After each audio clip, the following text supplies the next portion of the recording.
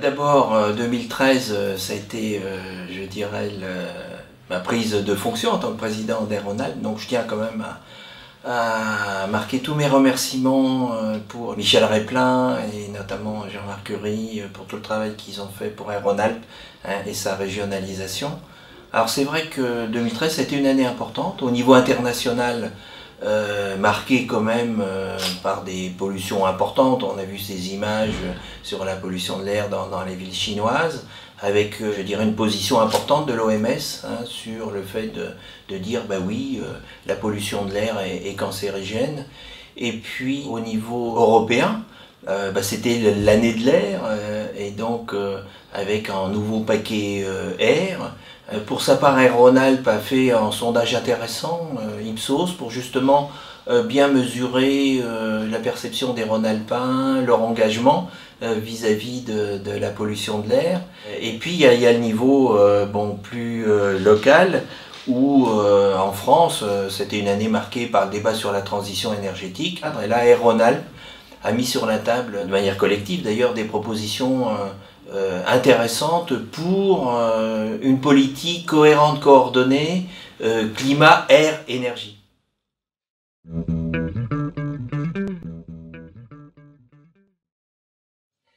Alors pour moi, les enjeux autour de la qualité de l'air, c'est vraiment de mettre en mouvement les territoires autour de ces enjeux pour diminuer les impacts sanitaires. Et puis également, c'est de contribuer à éviter les conséquences des contentieux européens. Donc deux conditions importantes pour répondre aux enjeux: mieux communiquer. Aéronal a vraiment eu en 2013 un rôle central par l'organisation de conférences, d'outils de communication. Alors la deuxième condition, c'est vraiment contribuer à créer les conditions économiques pour montrer tous les intérêts du changement. Tout le monde peut être gagnant-gagnant, et notamment en montrant le coût de l'inaction. 460 € par habitant, c'est le coût de l'inaction ou de l'insuffisance de prévention dans ces domaines. Parallèlement, il faut mettre en œuvre beaucoup d'innovations, techniques notamment, pour, je dirais, trouver les solutions propres à chacune des thématiques et des acteurs, pour améliorer la qualité de l'air et diminuer les impacts dans les territoires.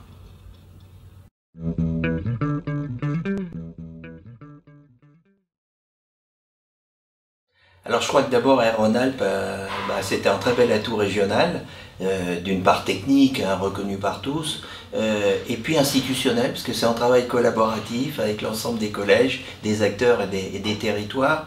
Une des cartes maîtresses, c'est vraiment, je dirais, sa banque de données. Et maintenant, dans le cadre de la directive Inspire, Aéronal s'est engagé vers l'open data, c'est-à-dire vers la mise à disposition de l'ensemble des données.